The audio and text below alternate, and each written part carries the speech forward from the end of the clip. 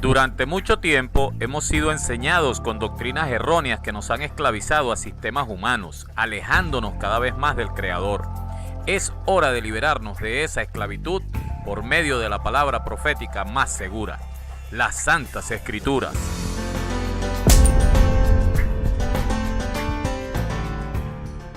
Hablemos de la Semana Santa. La Semana Santa es el periodo de una semana cada año en la Iglesia católico-romana que se conmemora la vida, pasión, muerte y resurrección del Mesías prometido a Israel y que se conoce en el mundo occidental como Jesucristo. Comienza el Domingo de Ramos, llamado así por la celebración de la entrada triunfal a Jerusalén por Jesús, en la cual se le colocan palmas, ramas de olivo y mantos, entre otros, para que él pasara por sobre ellas con el pollino en que iba montado. Y termina con el Domingo de Pascua o Pascua de Resurrección, en el que se celebra la resurrección de Jesucristo. Este día se ubica después de la primera luna llena de primavera, entre el 22 de marzo y el 25 de abril. Es por esto que es una fecha móvil. Esta práctica comenzó su celebración a partir del siglo IV, es decir, 3 siglos después de Cristo, perdurando hasta los actuales días. Esta es una semana que se caracteriza por la celebración de misas, Eucaristía y procesiones propias de la Iglesia Católica. También se le llama Semana Grande o Mayor. En el año 325, es decir,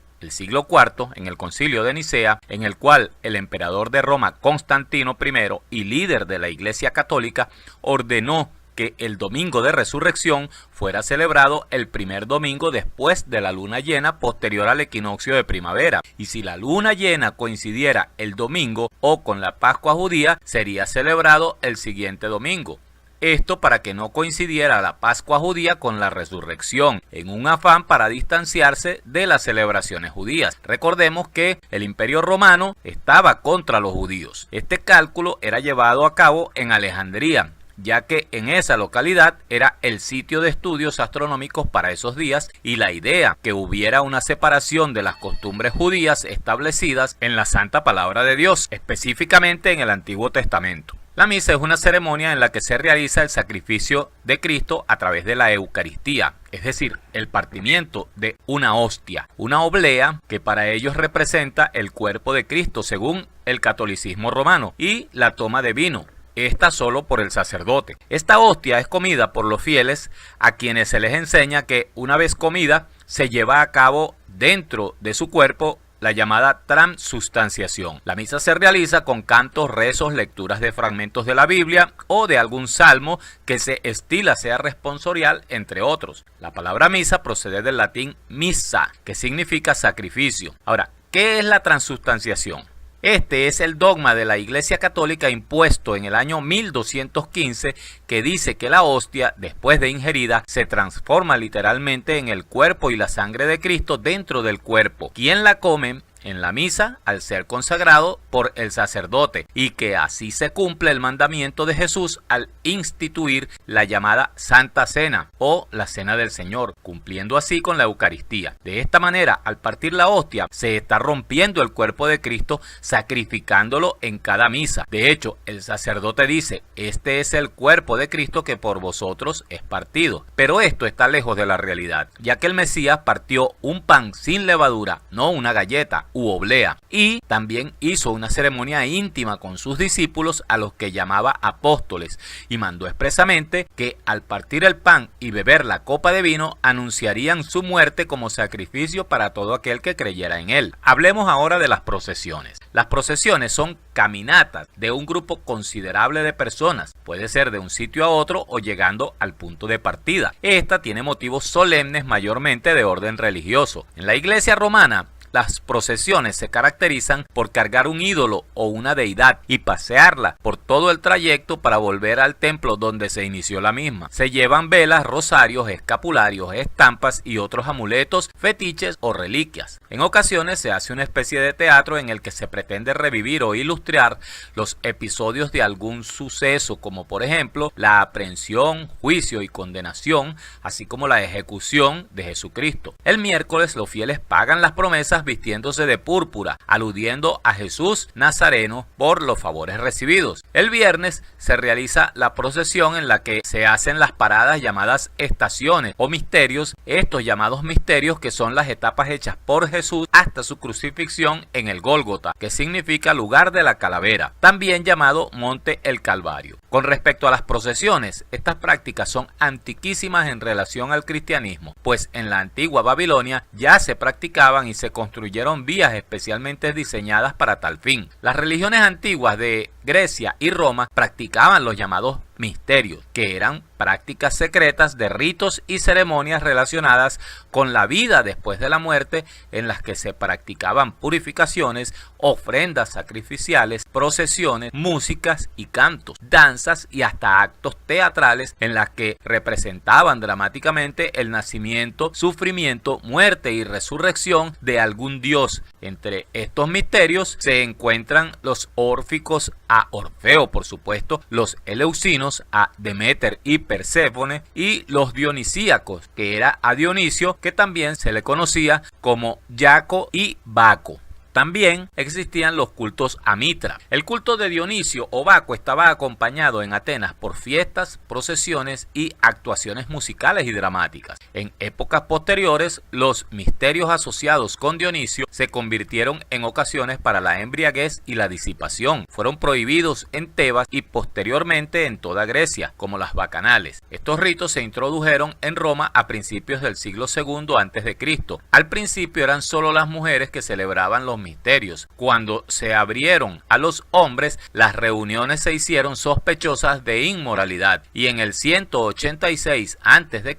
el Senado romano intentó suprimir estos ritos por decreto. Los ritos secretos formaban parte del culto de varias deidades griegas, tales como Hera, reina de los dioses, Afrodita, diosa del amor, y Hécate, diosa del mundo subterráneo. Muchas religiones extranjeras adoptadas por los griegos y romanos incluían misterios conectados con el culto de la divinidad. Estas religiones incluían el culto a la diosa Frigia Cibeles, la gran madre de los dioses, la egipcia Isis, diosa de la luna, la naturaleza y la fertilidad, y Mitra, dios persa del sol. El culto de estas deidades se extendió por el mundo grecorromano y fue sumamente popular en los primeros siglos del Imperio Romano, es decir, 7 siglos y medio antes de Cristo. Isis identificaba inicialmente con Deméter. Fue venerada en Italia hasta el siglo V después de Cristo. Aún en el Antiguo Testamento se prohíbe expresamente la idolatría, es decir, la adoración a imágenes o a deidades, junto con las prácticas ocultistas y sacrificios. Deuteronomio capítulo 18 a partir del versículo 9. En relación a las procesiones, Jeremías nos dice en el capítulo 10 claramente: oíd palabra que Jehová ha hablado sobre vosotros, oh casa de Israel.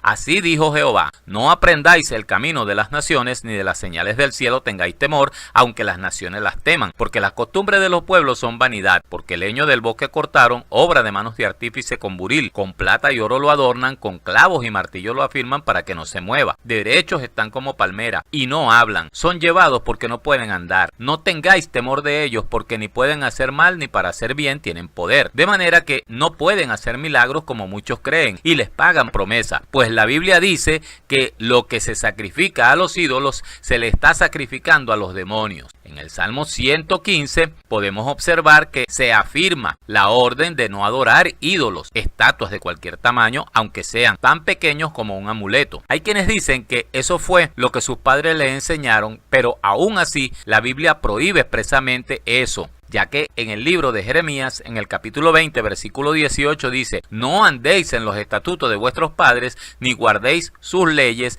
ni os contaminéis con sus ídolos. Esto nos sugiere que nuestros padres, como seres humanos, pudieron estar equivocados en cuanto a la doctrina o fe que profesan, y debemos corregir ese camino para tomar la senda que nos conduce al Padre Eterno. La Biblia considera la idolatría una insensatez, y en el libro de Isaías, capítulo 44, a partir del versículo 9, expresa: los formadores de imágenes de talla, todos ellos son vanidad, y lo más precioso de ellos para nada es útil, y ellos mismos son testigos para su confusión, de que los ídolos no ven ni entienden. ¿quién formó un dios o quién fundió una imagen que para nada es de provecho? He aquí que todos los suyos serán avergonzados, porque los artífices mismos son hombres. Todos ellos se juntarán, se presentarán, se asombrarán y serán avergonzados a una. El herrero toma la tenaza, trabaja en las ascuas, le da forma con martillos y trabaja en ello con la fuerza de su brazo. Luego tiene hambre y le faltan las fuerzas. No bebe agua y se desmaya. El carpintero tiende la regla, lo señala con almagre, lo labra con cepillos, le da figura con el compás, lo hace de forma de varón a semejanza de hombre hermoso para tenerlo en casa. Corta cedro y toma ciprés y encina que crecen entre los árboles del bosque. Planta pino que se críe con la lluvia. De él se sirve luego el hombre para quemar y tomar de ellos para calentarse. Enciende también el horno y cuece panes. Hace además un dios y lo adora. Fabrica un ídolo y se arrodilla delante de él. Parte del leño quema en el fuego. Con parte de él come carne. Prepara un asado y se sacia. Después se calienta y dice: oh, me he calentado, he visto el fuego. Y hace del sobrante un dios, un ídolo suyo. Se postra delante de él, lo adora y le ruega diciendo: líbrame, porque mi Dios eres tú. No sabe ni entiende, porque cerrados están sus ojos para no ver y su corazón para no entender. No discierne para consigo, no tiene sentido ni entendimiento para decir: parte de esto quemé en el fuego y sobre sus brasas cocí pan, asé carne y la comí. Haré del resto de él una abominación, me postraré delante de un tronco de árbol. De ceniza se alimenta, su corazón engañado le desvía, para que no libre su alma ni diga: no es pura mentira lo que tengo en mi mano derecha. Ahora bien, la Semana Santa la antecede la Cuaresma, que son 40 días de abstinencia que se manifiestan como penitencia para purgar los excesos cometidos en el carnaval, que representa también la vida del pecado, y así estar preparados para la celebración. Esta comienza el miércoles de ceniza y termina en la medianoche del sábado anterior al domingo de resurrección. Esta Cuaresma fue establecida en el siglo IV y en 1966 el Papa Pablo VI publicó en la Constitución Apostólica que el ayuno y la abstinencia eran obligatorios, solo el miércoles de ceniza y el viernes santo, pues en tiempos anteriores se realizaba con rigurosidad y hasta bien entrado el siglo XX muchos se autoflagelaban para pagar penitencia por los pecados o para alcanzar pureza y presentar sus cuerpos en sacrificio vivo delante de Dios. Hay aún quienes ya en el siglo XXI caminan de rodillas grandes distancias, caminan llevando una pesada cruz. Otros se dan con látigos o cuerdas, asimismo en las espaldas. Se ha conocido de casos en que se perforan la piel o se hacen crucificar enterrándose clavos en las manos y pies, colocándose una corona de espinas y otras tantas torturas voluntarias como actos de fe, entre comillas. Esto no solo se ve en la llamada Semana Santa, sino también en fechas o algunos cultos a apariciones, a sepulcros o a sitios donde aconteció algún hecho notable en relación a algún mártir o santo cristiano, aparentemente para pagar penitencia o promesa por algún milagro acontecido previamente solicitado. También, como es bien conocido, estas prácticas se llevan a cabo en las religiones hindúes, en la santería y en otras tantas que contradicen las santas escrituras en todas partes del mundo. El miércoles de ceniza, que termina con el carnaval y comienza con la Cuaresma de entrada a la Semana Santa, es decir, es un eslabón en la cadena de las celebraciones del año litúrgico católico. Fue introducido por el Papa Gregorio I en el Sínodo de Benavento en el año 1091. Se queman las palmas y ramas que se han bendecido el Domingo de Ramos del anterior año, y las cenizas resultantes las usa el cura o sacerdote para hacerles en la frente la señal de la cruz a los fieles, al momento que reza: polvo eres y en polvo te convertirás. Lo contradictorio es que el polvo se menciona, pero se usa la ceniza. ¿No lo cree usted? ¿Dónde encajan las cenizas con el cristianismo?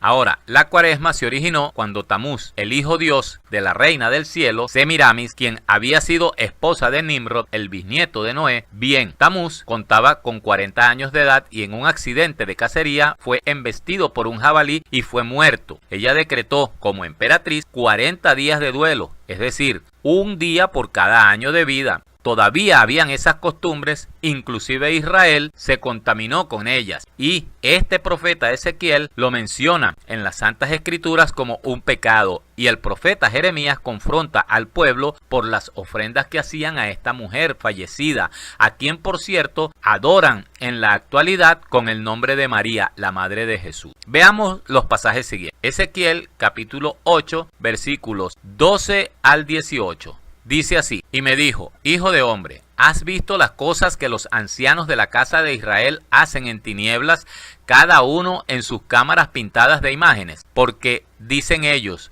no nos ve Jehová, Jehová ha abandonado la tierra. Me dijo después, vuélvete aún, verás abominaciones mayores que hacen estos. Y me llevó a la entrada de la puerta de la casa de Jehová, que está al norte, y he aquí mujeres que estaban allí sentadas endechando a Tamuz, es decir, llorando a Tamuz. Luego me dijo, ¿no ves, hijo de hombre? Vuélvete aún, y verás abominaciones mayores que estas. Y me llevó al atrio de adentro de la casa de Jehová, y he aquí, junto a la entrada del templo de Jehová, entre la entrada y el altar, como 25 varones, sus espaldas vueltas al templo de Jehová, es decir, dándole la espalda simbólicamente a Dios, y sus rostros hacia el oriente, y adoraban al sol postrándose hacia el oriente. Y me dijo, ¿no has visto, hijo de hombre? Es cosa liviana para la casa de Judá hacer las abominaciones que hacen aquí, después que han llenado de maldad la tierra. Se volvieron a mí para irritarme. He aquí que aplicarán el ramo a sus narices,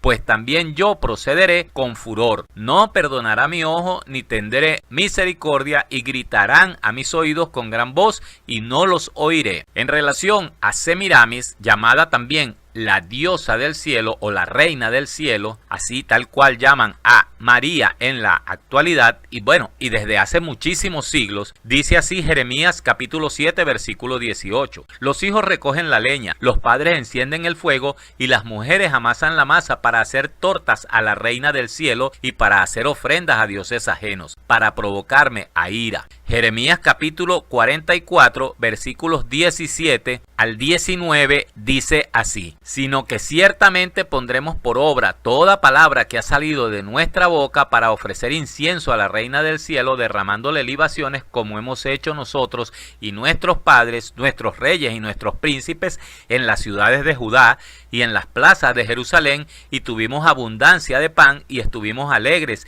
y no vimos mal alguno. Mas desde que dejamos de ofrecer incienso a la reina del cielo y de derramarle libaciones, nos falta todo, y a espada y de hambre somos consumidos. Y cuando ofrecimos incienso a la reina del cielo y le derramamos libaciones, ¿acaso le hicimos nosotras tortas para tributarle culto y le derramamos libaciones sin consentimiento de nuestros maridos? Esta era la justificación que le daba el pueblo de Israel a el profeta Jeremías. También en el mismo capítulo, versículo 25, dice así: así ha hablado Jehová de los ejércitos, Dios de Israel, diciendo, vosotros y vuestras mujeres hablasteis con vuestras bocas y con vuestras manos lo ejecutasteis, diciendo, cumpliremos efectivamente nuestros votos que hicimos de ofrecer incienso a la reina del cielo y derramarle libaciones. Confirmáis a la verdad vuestros votos y ponéis vuestros votos por obra. Aún en estos días, cuando las personas ofrecen culto a María, la madre de Jesús, no saben que están incurriendo en lo que la Biblia llama idolatría. Y entonces deberían de proceder al arrepentimiento, pues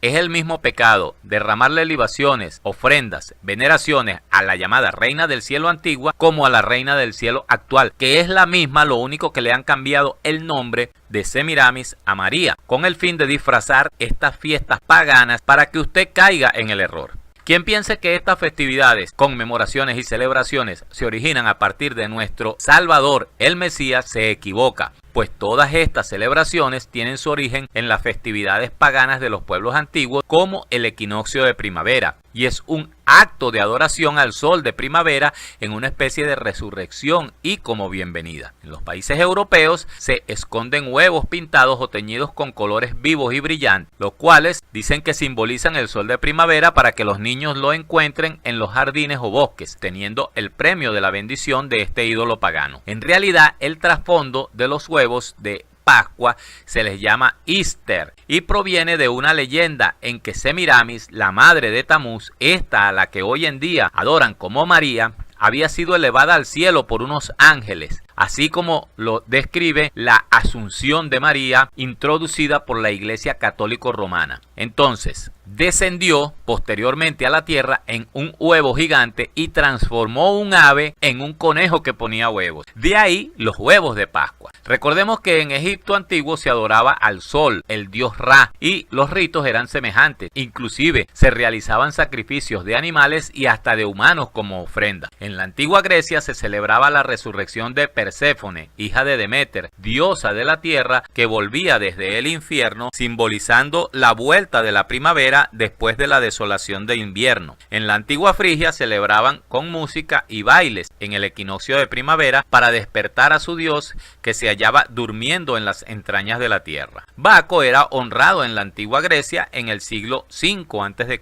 en las festividades llamadas bacanales, que eran frenéticas celebraciones en su honor y que tenían su exaltación en las fiestas de la naturaleza primaveral en el mismo periodo del año que en la actualidad se celebra esta llamada Semana Mayor o Semana Santa. Se celebraba con bebidas alcohólicas, bailes y orgías. Estas fiestas, lejos de ser santas, se constituyen en paganas y en franca bienvenida a la vuelta de la primavera. Se extienden un poco más allá. En el mes de mayo, llamado así en honor a Maya, a la diosa de la primavera y los cultivos, y a Flora, la diosa de las flores y la lujuria, se levantaban los mayos, que eran palos de mayo en todas las aldeas romanas. Estos palos se caracterizaban por estar adornados con flores en honor a las diosas mencionadas, y con el tiempo fue absorbido por la Iglesia Católica. Los palos tomaron forma de cruz y es lo que actualmente se conoce como la Cruz de Mayo, que en Venezuela es motivo de culto religioso y del que estaremos hablando en el mes correspondiente. Ahora, analicemos estas prácticas a la luz de las Santas Escrituras. En ninguno de los evangelios o libros del Nuevo Testamento se menciona alguna celebración o conmemoración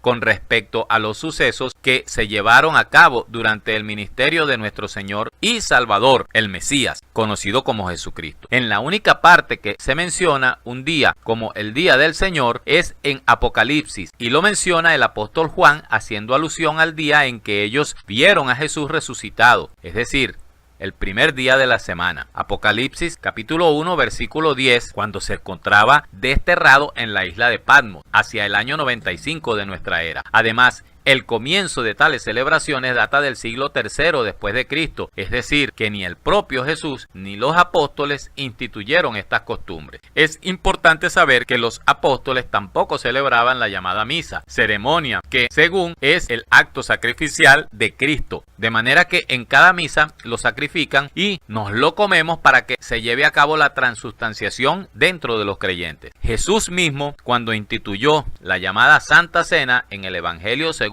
Lucas capítulo 22 versículo 15 al 20, dijo: «Cuánto he deseado comer con vosotros esta Pascua antes de que padezca, porque os digo que no la comeré más hasta que se cumpla en el reino de Dios». Y habiendo tomado la copa, dio gracias y dijo: «Tomad esto y repartidlo entre vosotros, porque os digo que no beberé más el fruto de la vid hasta que el reino de Dios venga». Y tomó el pan y dio gracias y lo partió y dio diciendo: «Esto es mi cuerpo que por vosotros es dado. Haced esto en memoria de mí». De igual manera, después que hubo cenado, tomó la copa diciendo: «Esta copa es el nuevo pacto en mi sangre, por vosotros se derrama». Y el apóstol Pablo, cuando se dirige a los Corintios en su primera epístola, capítulo 11, versículos 23 al 26, expresa: «Porque yo recibí del Señor», es decir, del Mesías, «lo que también os he enseñado, que el Señor Jesús, la noche que fue entregado, tomó pan y habiendo dado gracias, lo partió y dijo: Tomad, comed, esto es mi cuerpo que por vosotros es partido. Haced esto en memoria de mí». No dice que se lo van a comer, no, es una simbología. Asimismo tomó también la copa después de haber cenado diciendo: «Esta copa es el nuevo pacto en mi sangre. Haced esto todas las veces que la bebiereis en memoria de mí. Así pues, todas las veces que comiereis este pan y bebiereis esta copa, la muerte del Señor anunciáis hasta que Él venga». Es decir, que de acuerdo a esto último que se menciona, no debemos sacrificar al Señor Jesús cada vez que llevemos a la práctica la llamada Santa Cena o la Cena del Señor. que la Iglesia Católica llama comulgar. Muy por el contrario, la muerte del Señor anunciamos hasta que Él venga, que murió por todos los pecadores que reciban su salvación. No partimos el cuerpo del Mesías y mucho menos nos lo comemos para que se transustancie dentro de nosotros. Si seguimos leyendo este pasaje bíblico, nos daremos cuenta que los discípulos no practicaban una pantomima de la Santa Cena como lo es la llamada misa, sino que realmente comían en comunión, pues el versículo 29 cita, porque el que come y bebe indignamente, y los versículos 33 y 34 cita, así que hermanos míos, cuando os reunís a comer, esperaos unos a otros. Si alguno tuviera hambre, coma en su casa, para que no os reunáis para juicio, porque había desorden en la congregación donde se ejecutaba esto, que era en la iglesia de los Corintios. Es asombrosa la unión que presentan los primeros cristianos en la historia, cumpliendo realmente lo que nuestro Salvador instituyó. En el libro de los Hechos, capítulo 2, versículos 46 y 47 cita, y perseverando unánimes cada día en el templo y partiendo el pan en las casas, comían juntos con alegría y sencillez de corazón, alabando al Padre y teniendo favor con todo el pueblo, y el Señor añadía cada día a la iglesia a los que habían de ser salvos. A partir del siglo IV después de Cristo comenzaron las celebraciones de los llamados concilios ecuménicos, en los que se trató temas como el combatir el arrianismo, que negaba la naturaleza celestial del Mesías, y en otras se desvirtuó sus mandamientos verdaderos que los apóstoles habían cumplido y los cristianos de los primeros 3 siglos venían cumpliendo. Se comenzaron a llevar a cabo celebraciones que no están contempladas en las Santas Escrituras y ningún apóstol instituyó. Peor aún, sin autorización ni mandato de nuestro Señor y Salvador, el Mesías, conocido como Jesucristo. Es más, la madre del emperador Constantino decidía acerca de lugares y fechas de las celebraciones que en nueva modalidad para ese entonces se imponían a los fieles, cayendo en la esclavitud que menciona el apóstol Pablo en su carta a los Gálatas capítulo 4 versículos 8 al 11, que dice: ciertamente en otro tiempo, no conociendo a Dios, servíais a los que por naturaleza no son dioses, mas ahora conociendo a Dios, o más bien siendo conocidos por Dios, ¿cómo es que os volvéis de nuevo a los débiles y pobres rudimentos a los cuales os queréis volver a esclavizar? Guardáis los días, los meses, los tiempos y los años. Me temo de vosotros que haya trabajado en vano con vosotros. Por otra parte, sacrificar al Mesías en cada misa va contra la palabra del Padre, ya que las Santas Escrituras dicen en su carta a los Hebreos, capítulo 10, versículo 10 en adelante: en esa voluntad somos santificados mediante la ofrenda del cuerpo de Jesucristo, hecha una vez y para siempre. Y ciertamente todo sacerdote está día tras día ministrando y ofreciendo muchas veces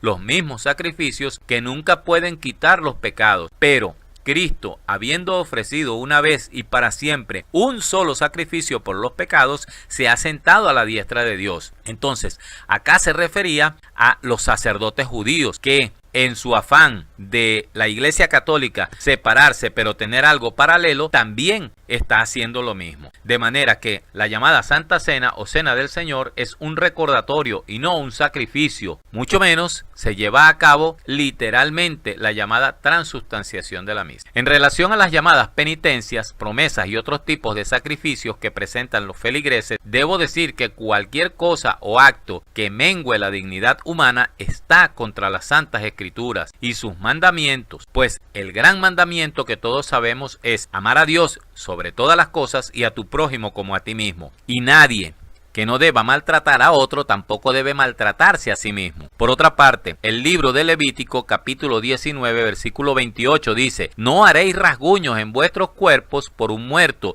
ni imprimiréis en vosotros señal alguna. Yo Jehová. Esta es una práctica muy común en el espiritismo, la santería, el hinduismo y otras religiones paganas que van abiertamente contra las Santas Escrituras. ¿Desea usted ir directamente contra el único creador todopoderoso todopoderoso y eterno, santo y justo Dios, desobedeciendo sus órdenes expresadas en su ley escrita? Efesios capítulo 6 versículo 12 dice: porque no tenemos lucha contra sangre y carne, es decir, contra humanos, ni contra el cuerpo, sino contra principados, contra potestades, contra los gobernadores de las tinieblas de este siglo, contra huestes espirituales de maldad en las regiones celestes. Así que no debemos golpear ni maltratar nuestro cuerpo, menos aún punzarlo o tratar de revivir en nosotros el sacrificio de Jesús, porque ya en este tiempo el ser condenado en una cruz no implica la maldición o escarnio público, ya que las costumbres actuales son muy diferentes a las de entonces. Desde otro punto de vista, cargar una pesada cruz cualquiera pudiera hacerlo, pero Jesucristo nos dice en Mateo capítulo 11 versículos 28 al 30: venid a mí todos los que estáis trabajados y cargados, que yo os haré descansar. Llevad mi yugo sobre vosotros y aprended de mí, que soy manso y humilde de corazón, y hallaréis descanso para vuestras almas, porque mi yugo es fácil y ligera mi carga. Nos dice que hay que cargar la cruz de Cristo literalmente. Esto claramente, ¿verdad?, nos dice que no debemos agotarnos ni mental, es decir, espiritual, ni físicamente, sino someternos espiritualmente a las santas escrituras para no rendirnos al pecado. Ya el Mesías ha pagado el precio por todos los pecados de la humanidad. Él cargó con el peso de ese pecado en la cruz, pero más que eso, la cruz es el objeto material con que venció a Satanás, porque su valentía, con su amor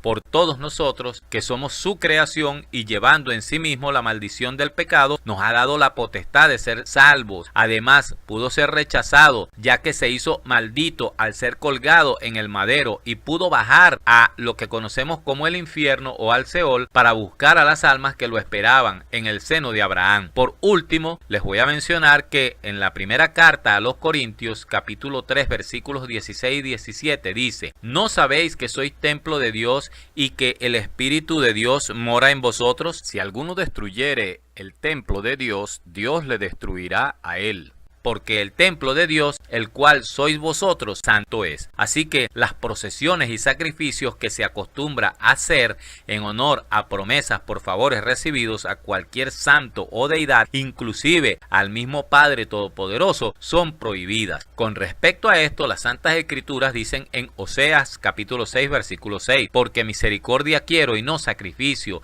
y conocimiento de Dios más que holocausto. El Padre lo que quiere es obediencia y el estudio de su palabra más que cualquier sacrificio o sometimiento a sufrimiento en nuestros cuerpos. Quiere corazones sinceros que hagan lo que un corazón puro, guiado por el Ruach HaKodesh, conocido como el Espíritu Santo, haría para evitarnos sufrimientos por causa del pecado, ya que la paga del pecado es muerte. Otro punto a considerar es la prohibición de comer carne el día jueves y viernes de la Semana Santa por la Iglesia Católica. Estas costumbres datan de tiempos muy antiguos y provienen de las culturas paganas. Por ejemplo, en el hinduismo, desde unos 1500 años antes de Cristo, se practicaba y perdura hasta el presente el reverenciar a los brahmanes y a las vacas como deidades menores. De ahí la prohibición de comer carne, en especial la de vacuno. Otras religiones en los días primaverales comían peces y dejaban de ingerir carne, ya que el pez era visto como un símbolo de fertilidad. Por eso se veneraba, pensando que comiéndolo se poseerían las cualidades de engendrar la prole. Por otra parte, el día viernes de ese tiempo se consagraba a el dios pez Dagón, y por eso es que se ingería, para llenarse de esta deidad pagana dentro de sus cuerpos. El teólogo suizo Ulrico Zwinglio en 1516 se opuso a estas prácticas, pues iban contra las Santas Escrituras. De la misma forma lo hizo Martín Lutero en 1517, cuando publicó las 95 tesis contra las doctrinas católicas que habían estado de espaldas a las Santas Escrituras. En 1519, Ulrico Zwinglio conoció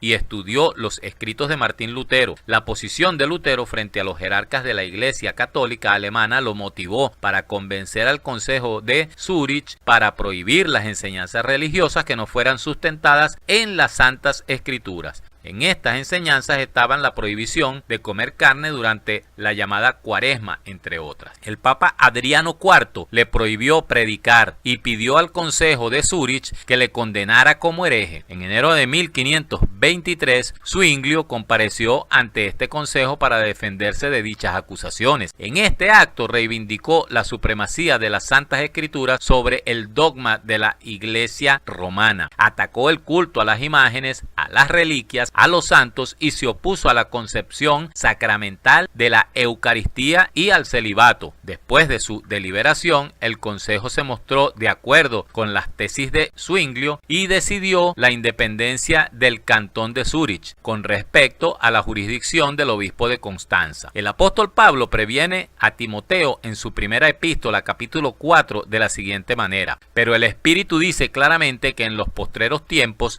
algunos apostatarán de la fe, escuchando a espíritus engañadores y a doctrinas de demonios, por la hipocresía de mentirosos que, teniendo cauterizada la conciencia, prohibirán casarse y mandarán abstenerse de alimentos que Dios creó, para que con acción de gracias participasen de ellos los creyentes y los que han conocido la verdad, porque todo lo que Dios creó es bueno y nada es de desecharse si se toma con acción de gracias, porque por la palabra de Dios y por la oración es santificado. Ya sabemos cuál es la religión que prohíbe casarse y asimismo prohíbe comer ciertos alimentos en los días conocidos como Jueves y Viernes Santo. Usted es quien decide. Jesucristo, cuando predicó, dijo: cuando ayunéis, no seáis austeros como los hipócritas, porque ellos demudan sus rostros para mostrar a los hombres que ayunan. De cierto os digo que ya tienen su recompensa. Pero tú, cuando ayunes, unge tu cabeza y lava tu rostro, para no mostrar a los hombres que ayunas, sino a tu Padre que está en secreto, y tu Padre que ve en lo secreto te recompensará en público. Eso se encuentra en el Evangelio según Mateo, capítulo 6, versículos 16 al 18. En la misma tónica, cuando los fariseos y los escribas preguntaron a Jesús por qué sus discípulos quebrantaban la tradición de los ancianos al comer pan sin lavarse las manos, él les contestó con la pregunta: ¿por qué también vosotros quebrantáis el mandamiento de Dios por vuestra tradición? Eso se encuentra en el libro de Mateo, capítulo 15, versículos 1 al 6. Y en el versículo 7 les dice: hipócritas, bien profetizó de vosotros Isaías cuando dijo: este pueblo de labios me honra, mas su corazón está lejos de mí, pues en vano me honran enseñando como doctrinas mandamientos de hombres. El Imperio Romano se caracterizó por adoptar las creencias de los pueblos que conquistaba, y con el pueblo judío no fue la excepción. Es por eso que una vez que el emperador Constantino se convierte, entre comillas, al cristianismo, ocurren una serie de cambios y sincretismos que, lejos de mantener un cristianismo puro, lo contaminó con el paganismo romano, pues se mezcló con todas las creencias paganas, y con el tiempo el extravío de los líderes de esta religión se acentuó más. Como ejemplo tenemos la llamada Santa Inquisición, una institución creada para realizar una cacería tanto de brujas como los que consideraban herejes, en las que muchos inocentes perdieron su vida bajo las torturas bestiales, quemados en hogueras, víctimas de un sistema corrupto y sádico. Aprobó la acción del Estado romano contra estos llamados herejes. Inicialmente fue contra los albigenses, después se extendió a todo aquel que el Estado Iglesia consideraba enemigo, siendo los brazos ejecutores las órdenes de los franciscanos, fundadas en 1208 por Giovanni Bernardone, mejor conocido como San Francisco de Asís, así mismo como lo oye, y los dominicos, creados en 1214 por Santo Domingo de Guzmán, con la aprobación del Papa Inocencio III, que vemos que de inocente no tenía nada. Jesús ya había predicho esto en Juan 16:2. Y aún viene la hora cuando cualquiera que os mate pensará que rinde servicio a Dios, y harán esto porque no conocen al Padre ni a mí. Entonces, ¿será que estos sacerdotes de la Iglesia romana conocen realmente al Padre Celestial y a su Hijo el Mesías? Otra de las desviaciones son el comienzo del culto a María en el año 381 de nuestra era. En el año 607 el Papa Bonifacio III establece el papado. En el 709 el saludo del Papa, que consistía en besar los pies del pontífice. Con el tiempo se llevó hasta besar el anillo al inclinarse ante él. el culto a las imágenes y reliquias en el 786, en el 850 el uso del agua bendita, que ya sabemos que tiene un origen más antiguo que el mismo cristianismo. En el 995 se comienza a llamar santos a los fallecidos que consideraban llevar amistad con Dios en vida, es decir, la canonización de los santos. En el 998 se establece el ayuno los viernes de Cuaresma, el celibato en 1079. En el 1090, Domingo de Guzmán establece el uso del rosario, que por cierto se llama camándula y procede de la India. En el 1184 se institucionaliza la Inquisición, la transubstanciación y la confesión ante el sacerdote. En 1215 y